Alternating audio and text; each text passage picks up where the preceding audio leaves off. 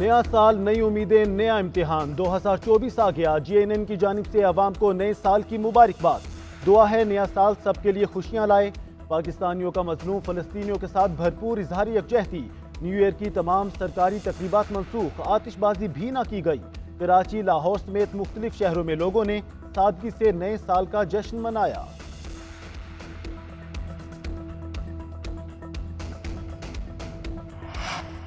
افواج پاکستان اور عوام ایک ہیں ہمیں پاکستانی عوام کے ساتھ اپنی غیر متزلزل وابستگی پر فخر ہے army chief general Asim Munir کا نئے سال کی آمد پر پیغام کہا پاکستانیوں کے جذبے کو کوئی شکست نہیں دے سکتا بلا شبہ ایک روشن مستقبل لانے والی نسلوں کا منتظر ہے پاک فوج ملک کی سلامتی اور ترقی کے لیے تمام دستیاب وسائل برے کار لائے گی پاک فوج کی پاکستان کے غیور عوام کو نئے سال کی مبارکباد ISPR کے مطابق ایک چیلنجنگ مگر اہم سال 2023 اختتام پذیر ہو گیا 2024 داخلی اور عالمی طور پر پاکستان کے لیے انتہائی اہم ہے کوئی شک نہیں پاکستان لاتعداد نعمتوں اور مواقع سے بھرپور ملک ہے قوم فلسطین اور مقبوضہ کشمیر کے عوام کے ساتھ کھڑی ہے توقع ہے نیا سال فلسطین اور کشمیر کے عوام کے مسائل میں کمی کا باعث بنے گا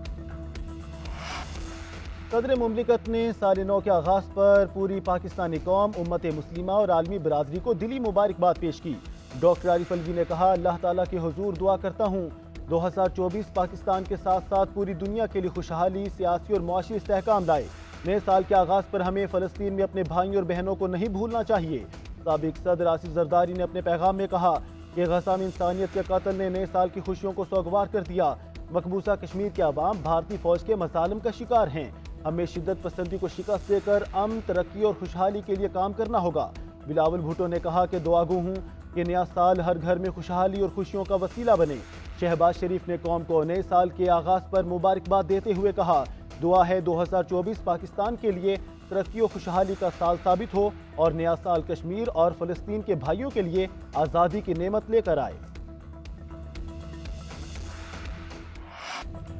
دنیا بھر میں نئے سال کا والہانہ استقبال آسٹریلیا کے سڈنی ہاربر پر آتش بازی سے آسمان روشن نیوزی لینڈ کے اسکائی ٹاور پر روشنیاں جگمگا اٹھی لیزر لائٹ شو نے ماحول بنا دیا شہریوں اور سیاحوں کی کثیر تعداد میں شرکت تائیوان میں بھی نئے سال کا جشن تھائی لینڈ میں بھی آتش بازی کی گئی پیرس ایتھنز ماسکو جرمنی میں بھی شہری سڑکوں پر نکل آئے نئے سال کا شاندار استقبال شاندار آتش بازی نئے سال کے آغاز پر گوگل ڈوڈل بھی تبدیل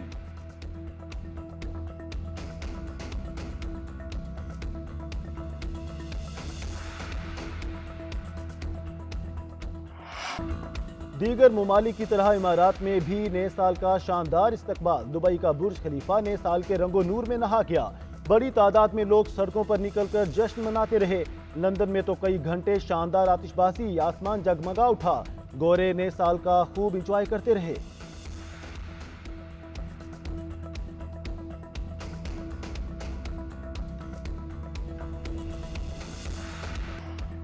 مولانا فضل الرحمان کے قافلے پر نہیں یارک انٹرچینج چیک پوسٹ پر حملہ کیا گیا پولیس کی کارروائی سے حملہ آور فرار ہو گئے RPO ناصر محمود ستی کا کہنا ہے فائرنگ کے وقت مولانا فضل الرحمان موجود نہیں تھے ادھر ترجمان JUI اسلم غوری نے کہا فائرنگ بزدلانہ کارروائی ہے تحقیقات کی جائیں خیبر پختونخوا اور بلوچستان میں امن و امان کی صورتحال خراب ہوتی جا رہی ہے مولانا عبدالغفور حیدری کہتے ہیں ہم مسلسل کہتے رہے کہ مولانا فضل الرحمان کو سیکیورٹی تھریٹ ہے حکومت کی طرف سے کوئی اقدامات نہیں کیے گئے امن و امان کی صورتحال یہ ہو تو کیسے الیکشن ممکن ہے ادھر سیکرٹری داخلہ کا فائرنگ کے واقعے کا نوٹس رپورٹ طلب ترجمان وزارت داخلہ کا کہنا ہے شرپسندوں کو افراتفری اور فساد پھیلانے کی اجازت نہیں دیں گے انتخابی مہم کے دوران سیاسی رہنماؤں کو مکمل سیکیورٹی دی جائے گی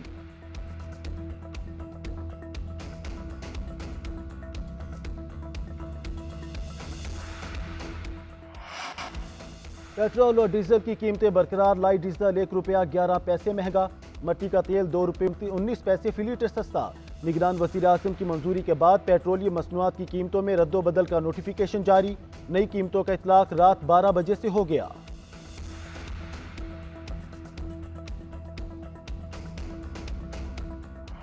کاغذات نامزدگی منظور یا مسترد ہونے کے فیصلوں پر اپیلیں دائر کرنے کا عمل شروع اپیلیں جمع کرانے کا عمل بدھ تک جاری رہے گا فیصلے 10 جنوری تک کر دیے جائیں گے امیدواروں کی نظر ثانی شدہ فہرست 11 جنوری کو آویزہ کی جائے گی کاغذات واپس لینے کی تاریخ 12 جنوری ہوگی۔ انتخابی نشانات 13 جنوری کو الاٹ کیے جائیں گے۔ مخصوص نشستوں کے لیے کاغذات نامزدگی کی جانچ پڑتال 13 جنوری تک ہوگی۔ مخصوص نشستوں کے لیے امیدواروں کو حتمی فہرست 23 جنوری کو جاری کی جائے گی۔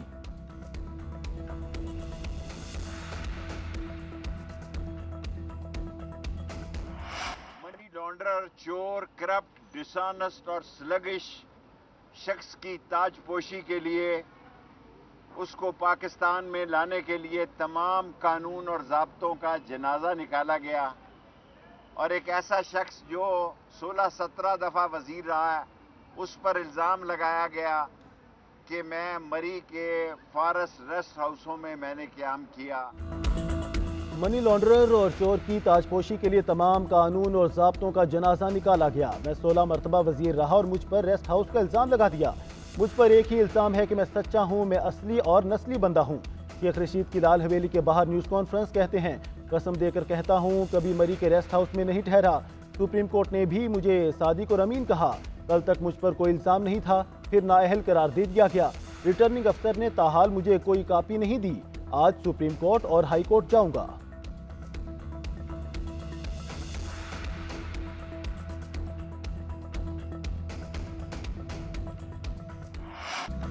لیول پلینگ فیلڈ سب کے لیے یکساں ہونی چاہیے۔ انتخابات میں کسی جماعت کو ترجیح نہیں ملنی چاہیے۔ الیکشن سے پہلے یہ تاثر ظاہر ہونا چاہیے کہ کون سی جماعت حکومت میں آئے گی۔ صاف شفاف انتخابات کے لیے الیکشن کمیشن پر دباؤ ڈالیں گے۔ سابق وزیر اعظم یوسف رضا گیلانی کی نیوز کانفرنس کہتے ہیں، بے نظیر بھٹو اور نواز شریف کے درمیان میثاق جمہوریت ہوا، ہم نے اس پر 85% عمل درآمد کیا، کچھ نکات پر کام نہیں ہو سکا تھا، ہم آئین کو دوبارہ اصلی شکل میں لے کر آئے۔ کوئی بھی حکومت پیپلز پارٹی کے بغیر نہیں بن سکے گی، ہم پرفارمنس کی بنیاد پر الیکشن لڑ رہے ہیں۔ سعید غنی نے کہا کہ پی ٹی آئی کو بھی انتخابات کا حق ملنا چاہیے، چاہتے ہیں کہ پی ٹی آئی میدان میں ہو پھر ہم جیتیں۔ عرفان اللہ مروت کے دور میں یہاں بدماشی چلتی تھی، یہ شریفوں کا علاقہ ہے، یہاں گنڈوں کی کوئی جگہ نہیں ہے۔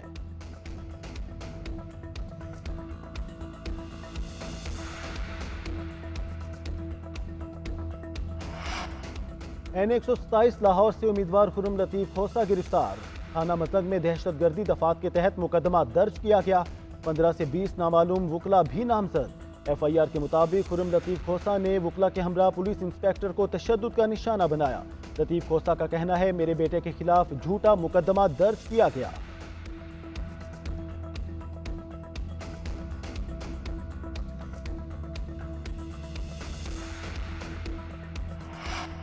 نگران وزیر اعلیٰ پنجاب محسن نقوی نے اپ گریڈیشن کے بعد صوبے کے 36 تھانوں کا ورچوئل افتتاح کر دیا۔ محسن نقوی نے تھانہ گلشن اقبال کی عمارت کا بھی باضابطہ افتتاح کیا۔ وزیر اعلیٰ محسن نقوی کا پنجاب کے شہریوں کے لیے نئے سال کا بڑا تحفہ، 9 جنوری تک ڈرائیونگ لائسنس بنوانے کی فیس میں اضافے کا اطلاق نہیں ہوگا۔